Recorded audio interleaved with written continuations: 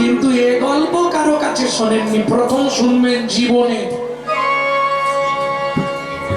তাহলে শুনুন বলি।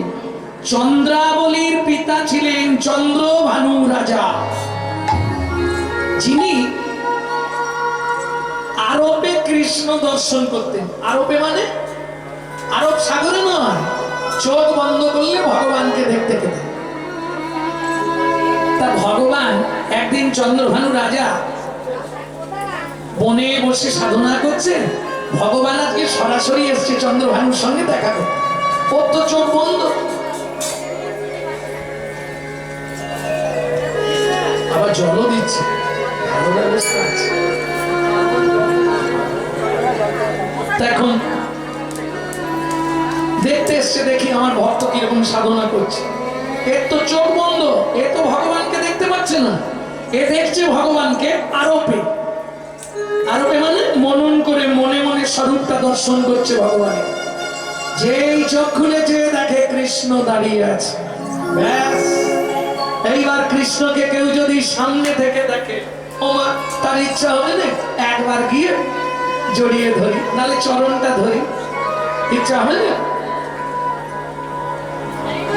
উঠে পড়েছে চন্দ্রভানু রাজা। কৃষ্ণ, জীবনে আমার প্রতিজ্ঞা ছিল তোমাকে একবার আমি জড়িয়ে ধরবো, দাঁড়াও কৃষ্ণ। ভগবান বলে আমাকে অত সহজে ধরা যায় না। কি ধরা না দিলে কি ধরা যায়, বলে শ্যামরাই, ধরা না দিলে কি তাদের ধরা যায়। সে যে ধরার ধরা অধরা মোদের শ্যামরাই, সে যে ধরা ধরা অধরা মোদের শ্যামরাই। ধরা না দিলে কি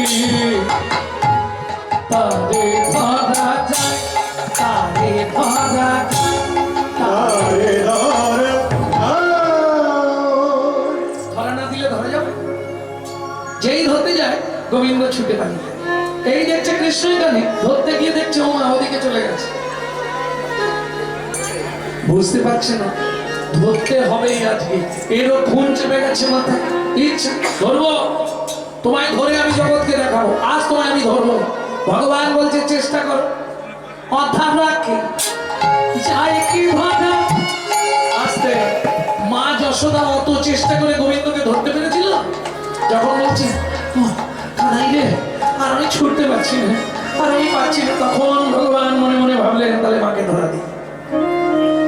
সে যদি ধরা না দেয় তাকে ধরতে পারা যাবে? হরি বল। এখন চন্দ্রভানু রাজার মাথায় রাগ চেপে গেল, তোমায় ধরবো। আর ভগবান বললে তুমি চেষ্টা করে দেখো। কি করলো? এক সময় দুজনেই ছুটতে ছুটতে ভগবান উঠে গেলেন মলয়জ পর্বতে। চন্দ্রভানু রাজা মনে মনে ভাবলেন পর্বতের উচ্চ শিখরে চলে গেলে আর তো পালাবার জায়গা নেই, তোমায় ধরা দিতেই হবে। উঠে যাই। কষ্ট করে চন্দ্রভানু রাজা উঠে গেল মলয়জ পর্বতে, কিন্তু দুর্ভাগ্য, কেন? অহংকার আর আভিজাত্যে নিজের জ্ঞান শূন্য হয়ে গেল চন্দ্রভানু রাজা। কৃষ্ণ তখন মলয়জ পর্বতের উপর থেকে ভাসমান হয়ে গেছে, আর পর্বতে নাই। চন্দ্রভানু রাজা জ্ঞান শূন্য, ভাবল কৃষ্ণ পর্বতের উপরে। কৃষ্ণ যা ধরতে গেল মলয়জ পর্বত থেকে নিচে পড়ে গেল।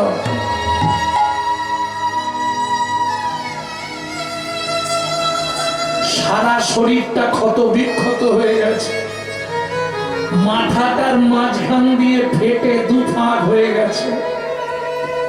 নেমে এলেন কৃষ্ণ, চন্দ্রভানু রাজার মাথাটা কোলের ওপর তুলে নিয়ে কেঁদে উঠল ভগবান।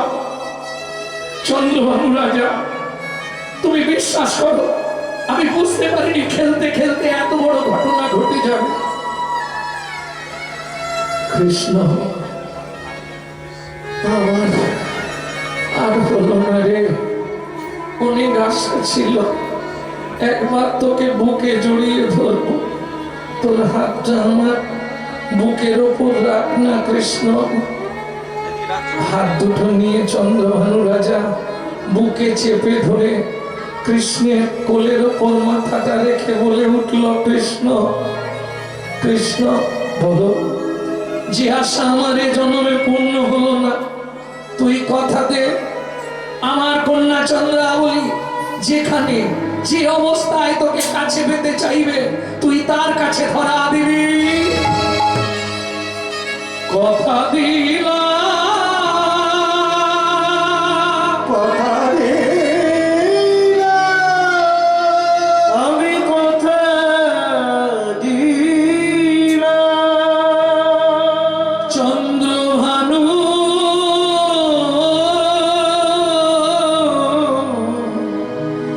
তোমায় কথা দিলাম, তোমায় কথা দিলাম, তোমার কন্যা চন্দ্রাবলী, চন্দ্রাবলী যেখানে যেদিন যেভাবে আমায় চাইবে, যেভাবে আমায় চাইবে, আমি কথা দিলাম তারে ধরা দিব, তারে ধরা দিব। শান্তি পেলাম কৃষ্ণ, শান্তি পেলাম। বিদায় বিদায় কৃষ্ণ। ভগবানের কোলের ওপর মাথা রেখে রাজা চন্দ্রভানু শেষ নিঃশ্বাস ত্যাগ করলেন।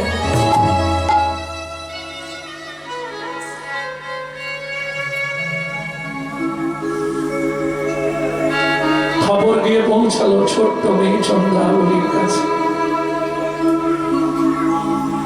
আছাড় খাচাড় কে কাঁদলেন, কিন্তু ফেরানোর তো আর রাস্তা নেই। তার কিছুদিন পরে, বেশ কিছুদিন পরে এই ঘটনা ভগবানের মনে পড়ে গেল। সেদিন চন্দ্রভানু রাজার বুকে হাত রেখে কথা দিয়েছিলাম, তোমার কন্যা চন্দ্রাবলী যেদিন যেখানে যেভাবে পেতে চাইবে আমি তাকে ধরা দেব।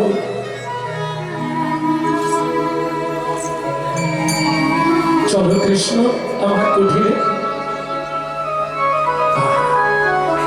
ভগবান যেতে বাধ্য হলেন, কথা দিয়েছে তার বাবাকে।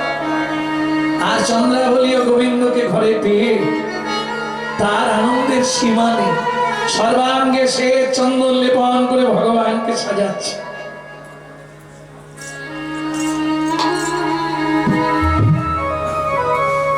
সুন্দর করে ভগবানকে সাজাচ্ছে। ভগবানও ওই আরাম পেতে পেতে, চন্দন তো ঠান্ডা, ঠান্ডাটা পেতে পেতে ভগবান ঘুমিয়ে গেছে।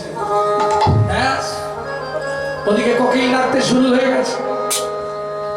যেই কোকিল ডাকতে শুরু হয়ে গেছে ভগবান আর দেরি করলেন না, তাড়াতাড়ি উঠেছে। কি করলেন? চন্দ্রাবলী শোনে কুসুম শয়নে, চন্দ্রাবলী শোনে কুসুম শয়নে, সুখেতে ছিলেন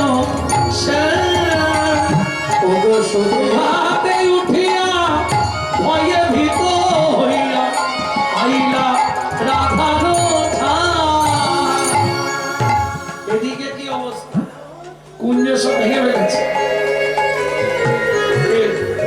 সারা রাত আসেনি। সেজে গুজে রইলাম বসে, আর এলো না কপাল দোষে। কি হবে? আর ভোরবেলায় সে কি হবে?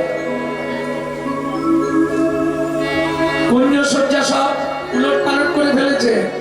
ফুলের মালা টালা সব যমুনায় ফেলতে গেছিল, তবে যমুনা নেয়নি। গোবিন্দ সেবা হয়নি তো, প্রসাদ হয়নি, যমুনা নিল না। এনে এক কোণে সব জড়ো করে রেখে দিয়েছে। ললিতা ছুটে গিয়ে বললে, ওরা সর্বনাশ হয়ে গেছে। কেন রে?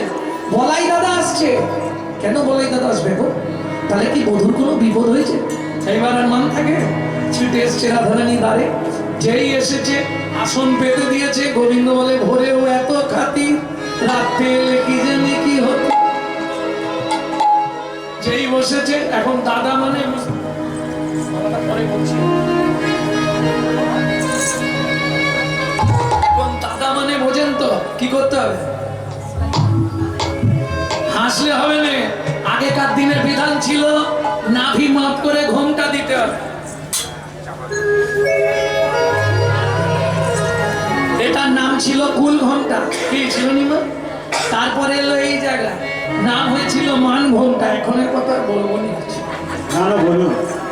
একবারে খোপার নিচে সেফটিকির ঘন্টা। তাই হরিব। যে দেশে তেলো ঘোড়া বদলে গেল সেসব ধারা, হাইরে করির উল্টো পাড়া, যাবার কালে হবে কি বুঝলে না? এই দেখো তখনকার বাবা মাকে কি বলে ডাকতো, কি গো এই শুনছ, কি হলো গো, ও গো, হ্যাঁ গো। তারপরে হলো বউ, ছোট বউ, বড় বউ, মেজ বউ, সেজ বউ, বউ বলে ডাকতো। শুধু বউ নয়, কিছু যোগ থাকবে। তারপর মা, কচির মা, খুকির মা, টেপার মা, টেপির মা।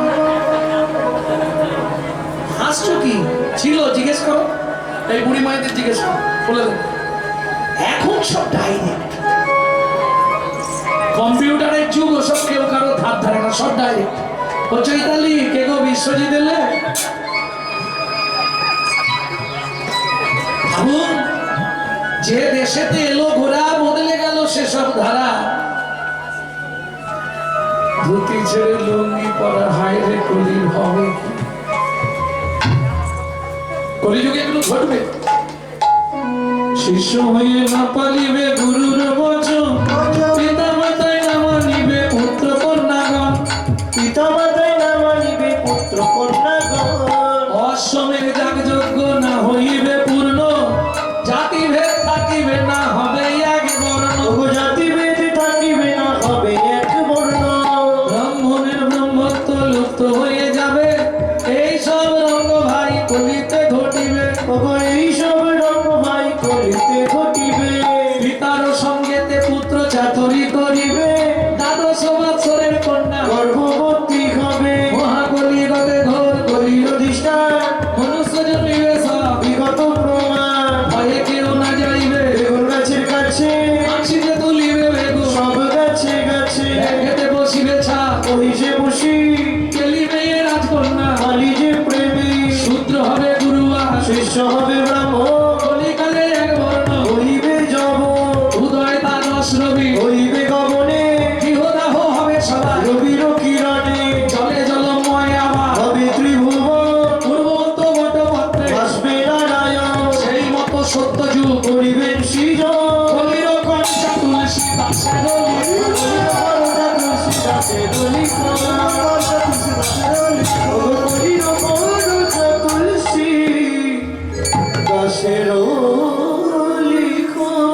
এখন রাধারানী একটু বড় করে ঘুমটা দিয়ে জিজ্ঞেস করছে, ভালো আছে তো, ভালো আছে তো, তারা রোহিণী মাতা ভালো আছে তো, রোহিণী মাতা ভালো আছে তো। রোহিণী কমঙ্গলা পুছো তো এবারে বারে, রোহিণী কমঙ্গল উচ্চত কি মানে মানে। গোবিন্দ বলছে, ও ললিতা বুঝিয়ে বল, আমি রাম নয় ঘনশ্যাম। আমাকে আবার দাদা বলে কেন?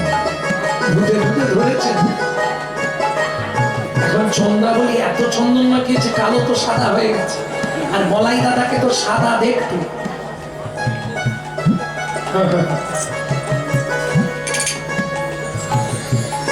রাধারানী ওই জন্য ভেবেছে বলাই দাদা। গোবিন্দ তো মুচকি মুচকি হাসকে নিচের দিকে মুখ, এক্ষুনি যদি জানতে পারে আমি শ্যাম, বলরাম বলে বসতে দিয়েছে, শ্যাম জানলে এক্ষুনি অশান্তি শেষ। ললিতা আস্তে আস্তে বলছে, ললিতা আমি রাম নই শ্যাম বটে, আমি রাম নই শ্যাম বটে। রাম নয় আমি শ্যাম বটে। ও তুমি ঘনশ্যাম? হ্যাঁ, যেই বলেছে ঘনশ্যাম, আঁচলে মুখবেরি ও ধনী সহচরী চলে গেল কুঞ্জের ভিতরে। রাধারানী আজ মানা শোনে, ঘরে ঢুকে গেলেন, আর কুঞ্জের ভেতর পালিয়ে গেছে, আর কথা নেই। ললিতা, ও ললিতা, ভালো হয়েছে জানিস? বলি ভালো হলো, আরে বধূ আইলে সকালে, ভালো বলো আরে বলো আয়না সকালে বলি প্রভাতে ঋণু মুখ বলি প্রভাতে ঋণ আমার দিন যাবে ভালে ভালো হলো আরে বধূ আইলে সকালে।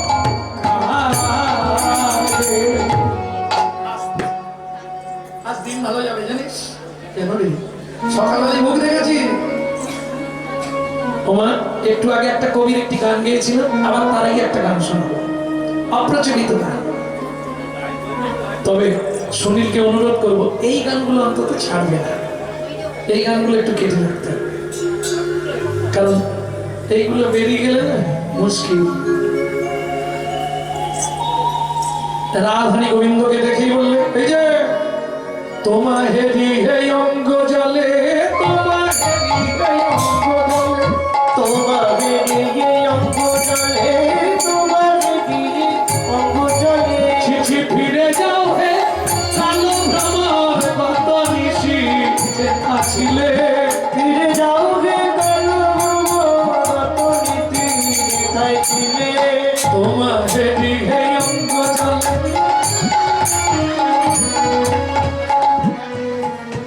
কি হলো হাসছো কেন?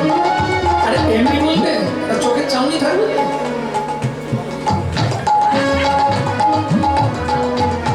শোন শোন রসময় এলে কেন এ অসময়, শোনো শোনো রসময় এলে কেন এই অসময় কথা একটু মন দিয়ে শুনুন, খুব মজার কথা।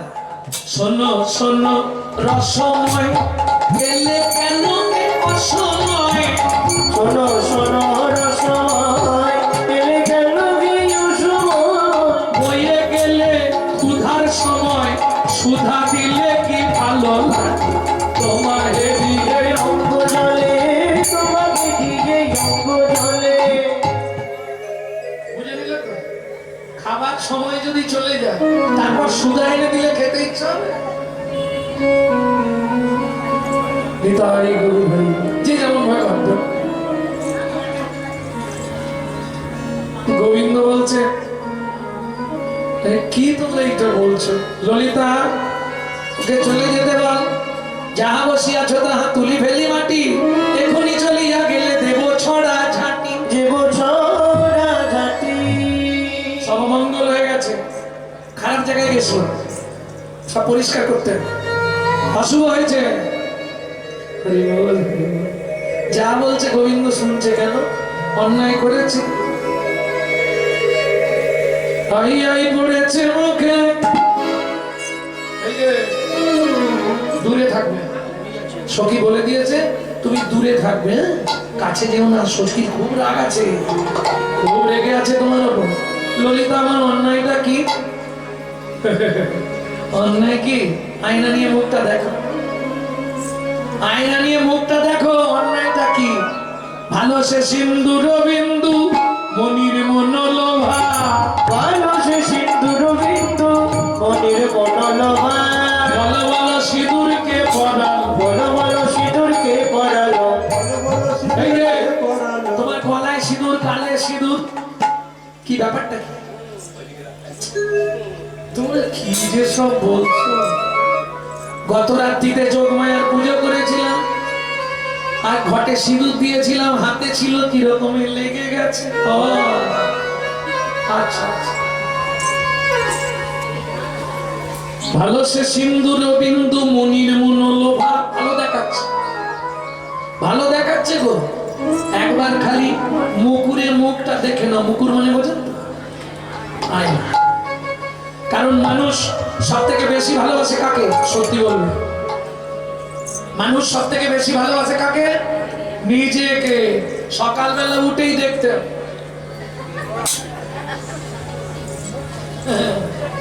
উঠলেই ঘুম ভাঙলে আগে মুখ দেখতে হবে, দেখতে হবে। আমি ঠিক ঠিকঠাক আছি তো, না বদলে গেছে? আরে তোমার কথা বাদ দাও, তুমি যারা একটু দেহ নিয়ে ভাবে, শরীর নিয়ে ভাবে, তারা সবার আগে মুখ দেখবে না। মুখ হচ্ছে মনের আয়না। তোমার মুখ দেখলেই বোঝা যাবে তোমার মন কিরকম, এটা জেনে রেখো। মুখ হচ্ছে মনের আয়না, তোমার মন কেমন আছে মুখ বলে দেবে।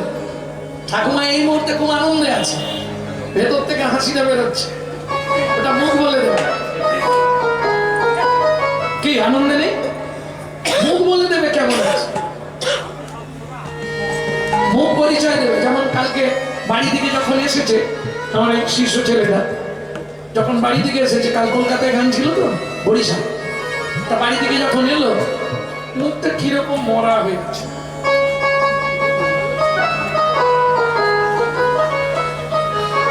তুমি আজ তোমার মনে হচ্ছে মনটা ভালো নেই নাকি, কিছু বলছে না। তা আমি বুঝে গেলাম দুটো কারণ, হয় অশান্তি আর না হয় পেট কামড়াচ্ছে। মুখে ধরা পড়ে যাবে। মুখ হচ্ছে মনের আয়না, মুখ দেখলেই বোঝা যাবে। ভক্তমন্ডলী ভক্তিমতী মায়েরা, তা ললিতা বলছে একবার মুখটা দেখে নাও না, তাহলেই তো বুঝে যাবে কেমন আই রেগে যাচ্ছে। ভালো সে সিন্দুর বিন্দু মনির মনোভা, ও না গো দণ্ডকে কর জলদা শোভা, গণ্ডকে কর জলধার কি বাবালে শোভা, গালে কাজল কে লাগালো, গলে কাজল কে লাগালো, কোন কাজলিনি তোমার গালে কাজল কে লাগালো, কোন কাজল লিলি তোমার গলে কাজল কে লাগালো। গালে কেন কাজল লাগবে? ভালো করে দেখো, গণ্ডকে কর জলদা। ও বুঝেছি, যোগমায়ের হুম করেছিল না, পুজো করলে হুম করতে হবে, ওই হুমের টিকাটা করতে গিয়ে কিভাবে গালে লেগে গেছে। বাহ!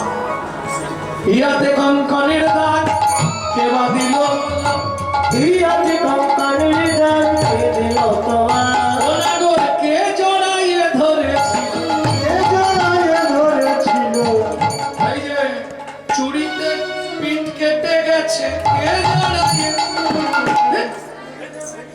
কালকে আমার শ্যামলিনী গাভীর কমলিনী বাছুরটা হারিয়ে গেছিল। খুঁজতে খুঁজতে দেখি কাঁটা বনের ভেতরে বাছুরটা ডাক দিল, আম্মা আম্মা। যেই কাঁটা বাগানে ঢুকলাম বাছুর বার করতে, কাঁটা গাছগুলো বাছুরটাকে ছেড়ে দিয়ে আমায় জড়িয়ে ধরলো। যেই এই কথাটা কুঞ্জের ভেতর বসে রাধারানী শুনেছে, ললিতা বধূ মিথ্যে বলে নাই, একদম সত্য বলেছে। আমার পথের কাঁটায় ধরেছে, আমার পথের কাঁটায় ধরেছে, পথের কাঁটায় ধরেছে, আমার পথের কাঁটায় ধরেছে, শ্যামনগরকে ভালোবেসে আমার পথের কাঁটায় ধরেছে। ওরে শ্যামনগরকে ভালোবেসে পথের কাঁটায় ধরেছে। আয়নায় দেখো না কিরম লাগছে, পিঠটা দেখো একবার। ওটা কাঁটার দাগ নয়, ওটা কঙ্কনের দাগ, চুড়ির দাগ, চুড়িতে কেটেছে, বোঝা যাচ্ছে। গোবিন্দ কি বলবে? আচ্ছা ওটা বাদ দিলাম, তোমার কাঁটাতেই হয়েছে, বাদ দিলাম। নীল পাটের শাড়ি কোচার বলনি, নীল পাটের শাড়ি কোচার বলনি, যতন করে পড়াইল কেমন সে রমণী, যতন করে পড়াইল কেমন সে রমণী। কোন রমণী তোমায় শাড়ি খুলে দিয়েছে? ছি, ছি, ছি, ছি, ছি। এইসব কথা আমি তো ভাবতেই পারছি না, তোমরা কি চোরের মায়ে বড় বড় আমি বুঝতেই পারছি না তোমরা কি বলছো। যা যা কালকে দাদার সঙ্গে একসঙ্গে শুয়েছিলাম, ঘুমের ঘরে দুজনে, ঠান্ডা লাগছিল, জড়াজড়ি করে শুয়েছিলাম। ঘুম ভাঙতে দেখি দাদার কাপড় আমার কোমরে, আমার কাপড় দাদার। এইটা আবার হয়? তুমি বললেই হবে। বলছি এটা দাদার শাড়ি, দিদির শাড়ি, দাদার শাড়ি। ওরা দিদির শাড়ি। হ্যাঁ, এটা দাদার শাড়ি বলছি ওটা দিদির শাড়ি। রাধারী কুঞ্জের মধ্যে থেকে বললে সখী রে, সখী রে, বধূ যখন বলছে দাদার শাড়ি ওটা মেনেই নে, মেনে তবে বধূকে স্বীকারোক্তি দিতে বল কি চন্দ্রাবলী কি তোমার দাদা, চন্দ্রাবলী কি তোমার দাদা, তাই যত করে পড়াইয়ে দিল চন্দ্রাবলী কি তোমার দাদা, তাই যত করে পড়াই দিল চন্দ্রাবলী কি তোমার দাদা। কিছুতেই কিছু হচ্ছে না। গোবিন্দ ঢাকা দেওয়ার চেষ্টা করছে আর তত খুলে যাচ্ছে, হলো না। এতে কহিলা যদি না গো শ্যাম, নাগর সে তবু নাহি গেল রাধা, আহা, তবু নাহি গেল মান জ্ঞান দাসে গা, গেল দাসে গা, তবু মান যাচ্ছে না। রাধারানী এবার ক্রোধ করছে, গোবিন্দ দেখলো হবে না, ঝাঁপ দিয়ে পড়ে যাই, যা হবে হবে। কি একদম গিয়ে চরণের ধারে গিয়ে বসে পড়েছে। আগে ভালো করে বসতে হবে, অনেক কথা বলতে হবে। ভালো করে বসে এবার চরণটা ধরতে যাচ্ছে, যেই ধরতে যাচ্ছে রাধা সরিয়ে নিয়েছে। বিশ্বাস করো আমি যেগুলো বলছি সব সত্যি, তোমার পায়ে হাত দিয়ে বলছি সব সত্যি। এই কাটা খাই এবার নুনের ছিটা পড়ে গেছে। ও না গো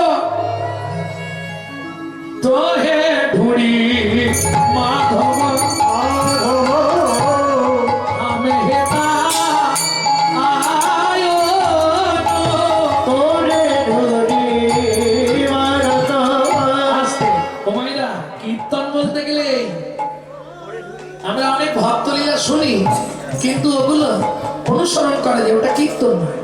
কীর্তন বলতে গেলে মহাজন গতস্য পন্থা বৈষ্ণব পদাহ, যেটা মহাপ্রভু শুনতেন গম্ভীরা চণ্ডীদাস বিদ্যাপতি রায়ের নাটকবিধি বেশি বেশি করে আসছিল। মহাজন গতশ্চ পন্থা, মহাজনের পদাবলী না শুনলে লাভ নেই। এই শোনো, সাবধানে যেও, যুগল না দেখে চলে যাচ্ছ তো, সাবধানে যেও। না বিপদ হলে আমাকে দোষ দিতে পারে তো, ঘরের যুগলে গন্ডগোল বেঁধে গেলে কি করবে? রাস্তা নেই, যুগল না দেখে গেলে ঘরের যুগলে গন্ডগোল লাগবে। এখন গোবিন্দ তো মলম দিচ্ছে, প্রবেশ দিচ্ছে, অনেক চাপা দিচ্ছে। ঠিক সেই সময় এক ভদ্র মহিলা এসে ঢুকে পড়েছে। ও মাধব, তো হে বুড়ি মাধব, আম হেতা আয়নু কে চন্দ্রাবলীর প্রিয় সখী পদ্মা, সেইটা কোথায় রেখে এলে, সেইটা কোথায় রেখে এলে, রেখে এলে না নিয়ে এলে, কোথায় রেখে ও রেখে এলে না নিয়ে এলে, তোমার রাধা রানীকে পরাবে বলে, রেখে এলে না নিয়ে এলে, হরি বল। রেখে এলে না নিয়ে এলে, এটা কোথায় রেখে এলে? সেইটা কোথায় রেখে এলে। অনেক কাকুতি মিনতি করে তবু একটু আশ্বাস হচ্ছিল, এসে একেবারে জল ঢেলে দিল। কি সবার সামনে বলে দেবো, কিন্তু সেইটা কোথায় রেখে এসছো তাড়াতাড়ি বলো। আরে কি? এইবার রাধারানী তো বসে, চন্দ্রাবল প্রিয় সখী পদ্মা, চন্দ্রাবলীর প্রিয় সখী পদ্মা কাটা খায় নুনের ছিটা মারছে। কি করে দেবে? ঝগড়া কি করে গাঢ় হয়? তোমাদের পাড়ায় নেই? আচ্ছা, স্বামী স্ত্রী ঝগড়া হচ্ছে, ঠিক তার মধ্যে মাথা গলিয়ে দেবে। তুই মেয়ে মানুষ, তোর কি এগুলো বলা সাজে? এইবার তখন পুরুষ আরো ছাতি 56 হয়ে গেল। এক একজন থাকবে পাড়ায়, তোমাদের দিকে হয়তো ভালো মানুষ নেই, কিন্তু কি বলে বলে এই শোনো, এই লোকের ঘরেতে যারা ঝগড়া বাঁধায় 21 দিন যত থাকে তার মশা জন্ম। আর তোমাদের এখানে এইটাই বেশি হয়, এত মশার চাপ এখানে। বাহ! কি এর কথা নিয়ে গিয়ে ওর কাছে, ওর কথা নিয়ে সেরকম হয় না। এটা নারীদের মধ্যে থাকবে, কারণ একটা কম আছে তো, কাঠিটা নেই। হাসির কিছু নেই, প্রত্যেকের দেহে 206টা করে হাড় আছে, মায়েদের 205টা, এই কাঠিটা নেই। ও 25 বছর আগেকার পুরনো কথা ঢেকুর দিলেই বেরিয়েছে, কথা ধরে রাখতে পারবে।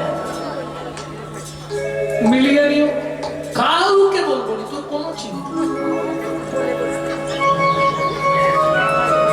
দেখ, তোর বৌমা তোকে নামতে পারে, এটা আমার বলার কি দরকার? আমি কাউকে বলবো না, তুই চিন্তা করিস, তুই আমাকে বললি বল, তো বলতে বাকি আর রইল কি? সবই বলে দিল। মানে কিরম হয়েছে জানো, ভোরবেলা ওই দোকানে গিয়ে বলছে, দাদা খুব তাড়াতাড়ি দিতে হবে, কেন আজকে তো দশমী, আমার গিন্নি কটা নাড়ু বানাবে, সন্ধ্যেবেলা সবাই প্রণাম করতে আসবে। দোকানদার বলে আগে জল টল ছড়া দিই, বলে ওগুলো পরে, আগে তাড়াতাড়ি দিন, নারকেল কুড়া হয়ে গেছে, উনুনে দিয়ে দিয়েছে। ঠিক আছে দাদা। ও যে এই টিন খুলেছে, দেখে এত বড় একটা ইঁদুর মরে পড়ে গেছে।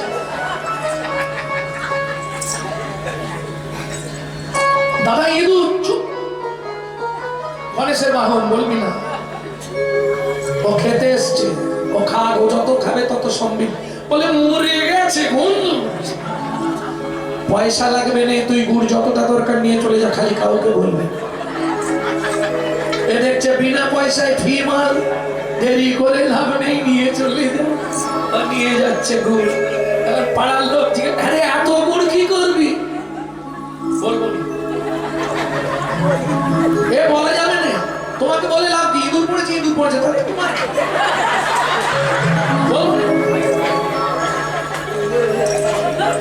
আমি বলবো নি কি হয়েছে না হয়েছে, গুড় নিয়ে যাচ্ছি, গুড় নিয়ে যাচ্ছি, কি তোমাকে বলে লাভ? আরে শালা বলে তো ফেললি সবটা। মানে কলির জিন না সবসময় সুবিধে খোঁজে, কলির জিন, আর যত সুবিধে খোঁজে তত কষ্ট হয়। কিরকম? আরেকটা কথা বলি, এক ভদ্রলোক চা কিনবে, খালি ফাউ চাইবে।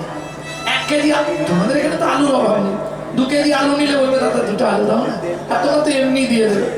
পটলের দাম কত? 1 কেজি পটল চেয়েছে, তো বউ বলছে বাজার করে আনলে তেল কত? হাই খেয়াল নেই, একটা কাপ দাও নিয়ে আসি। ও তো কাপ নিয়ে চলে গেছে, বড় কাপ নিয়ে গেছে, দাদা ভর্তি করে দিয়ে দিন, 10 টাকা তেল ধরেছে। দাদা 1 চামচ ভালো হবে না? বলে আরে শালা দুবো কোথায়, কাপ পুরো উঁচু। বলে কেন? কাপের পিছনে দিয়ে দাও। কাপের পিছনে একটা বিট থাকে না, ওই বিটের মধ্যে 1 চামচ তেল দিয়ে যাচ্ছে। এপাশে নয় তো শেষ, ফাউটা নিয়ে যাচ্ছে।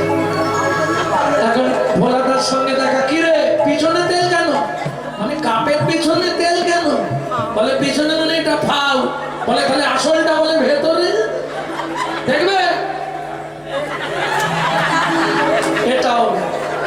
এই হচ্ছে বাঙালি, এই লাভের গুড় সব পিঁপড়ে মেরে, একটু বুঝতে হবে, না হলে বেকার হয়ে যাবে।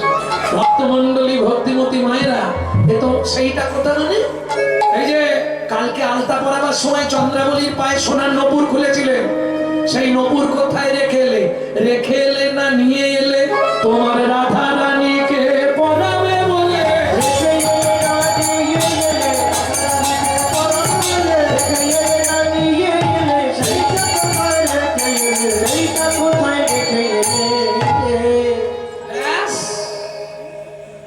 যেই বলেছে এই কথা বিনোদিনী সঙ্গে সঙ্গে কি করলো? বিনোদিনী মানে হইল মা, বিনোদিনী মানে হইল মা, বিনোদিনী মানে হইল মা, বিনোদিনী মানে হইল মা। দেখিয়া আকুলো না করো কাজ, দেখিয়া গুলো না করো সে। আস্তে আস্তে আস্তে আস্তে গোবিন্দ দেখলো আর উপায় নেই, রেগে গেছে। চোখের যা ভাব এক্ষুনি আমি শেষ।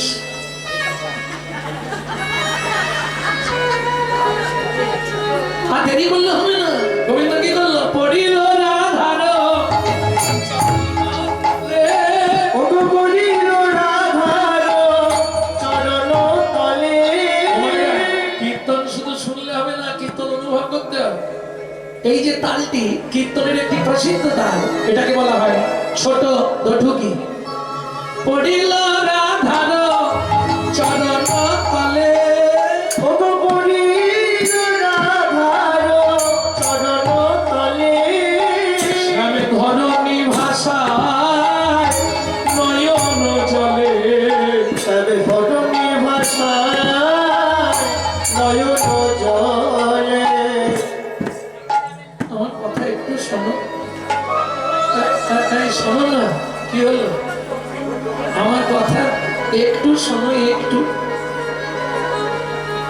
একটু আমার কথাটা শুনলেই তুমি বুঝতে পারবে। রাই রাখো রাখো বলে বারবার, রাই রাখো বলে বারবার। আমি যে কেনা দাস গো তোমার। আমি যে কেনা দাস গো তোমার। ওরাই আমি তোমার কেনা, আমি তোমার কেনা। আমি তোমার কেনা, আমি তোমার কেনা। আমি তোমার কেনা, আমি তোমার কেনা। আমি তোমার কেনা। আমি তোমার কেনা। রাই আমি তোমার কেনা, আমি তোমার কেনা। ওগো আমি তোমার কেনা। জয় গো প্রেম ময়ূরে, আমি তোমার কেনা। আমি তোমার কেনা। আমি তোমার কেনা। ধলিল রাধার যুগল পায়, না যায় দুর্জয় মান। জ্ঞান দাসে গায়, কেন দাসে গায়। শাম ভেদ দান নতি রসান্তর ক্রিয়া উপেক্ষা। শাম কাকে বলে?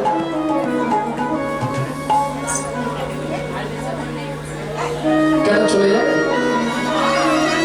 তাহলে এখন দেবে না, শেষে দেবে। আর একটু খাটিয়ে নাও, তারপর দেবে। শাম কাকে বলে না? এই ভালো করে শোনো পুরুষরা, কি করে মান ভাঙাতে হয় শোনো। শাম ভেদ দান নতি রসান্তর ক্রিয়া উপেক্ষা। এমন বলবি এমনি হেসে দিবে। শাম কাকে বলে?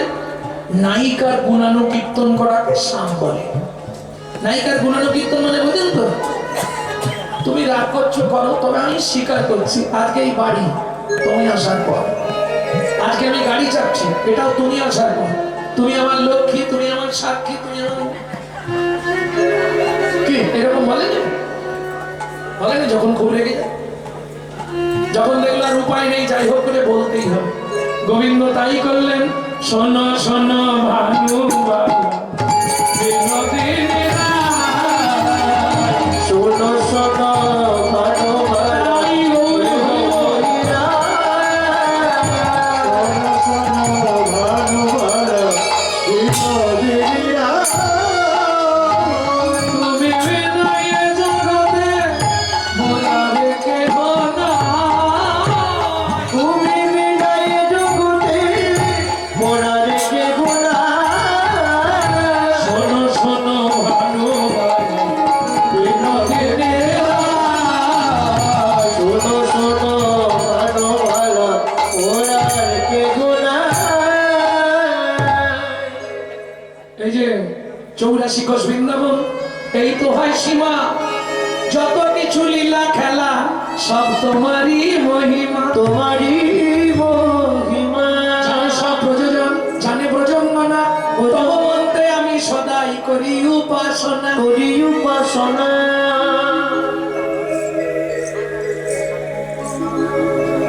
কিছু বলছেন একবারে চুপচাপ কঠোর হয়ে গেছে। আর শুনলে কঠোর হবে না? তুমি কাল চন্দ্রাবলীতে আলতা করে গেছো, হ্যাঁ? কিরম ভেতরে রাগ রাগ হচ্ছে, একদম স্টিল হয়ে বসেছে। আজকে যা কিছু এই তোমার জন্য, তোমার কৃপায় হয়েছে। থাক,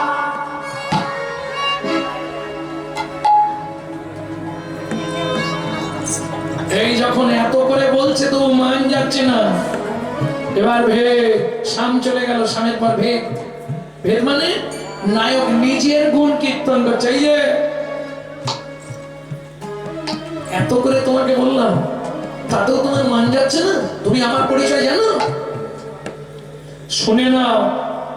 ওরাই মিনে কুর্ম ভরা হই আমি, নৃসিংহ অবতার। বিনে কুর্ম ভরা হই আমি, নৃসিংহ অবতার। মিনে কুর্ম ভরা হই আমি, নৃসিংহ অবতার। বিনে কুর্ম ভরা হই আমি, নৃসিংহ অবতার। কে না জানে বৃন্দাবনে তোরে কহি আর বার। কে না জানে বৃন্দাবনে তোরে করি আর বার। আমি মীন রূপ ধরেছিলাম, জানো? মিন মাছ হয়েছিল পৃথিবীকে রক্ষা করবার জন্য। দাঁত দিয়ে 4টে বেদকে ধরে রেখেছিলাম। মিন আমি গুর্ম, যখন পৃথিবী ডুবে যাচ্ছিল আমি তখন কচ্ছপ হয়ে পৃথিবীকে পিঠে করে চাকিয়ে ধরেছিলাম, জানো? বরাহ, জগৎকে পরিষ্কার করার জন্য আমি বরাহ মূর্তি ধরেছিলাম। নৃসিংহ, হিরণ্যকশিপুরকে বধ করার, প্রহ্লাদকে উদ্ধার করবার জন্য আমি নৃসিংহ রূপ ধরেছিলাম। বলিরাজের পরীক্ষার জন্য আমি বামন মূর্তি ধারণ করেছিলাম। তাহলে মীন করবো বলা হবে নৃসিংহ বামন অবতার। কেনা জানে বৃন্দাবনে তোরে করি আর শুনবে পরশুরাম অবতারে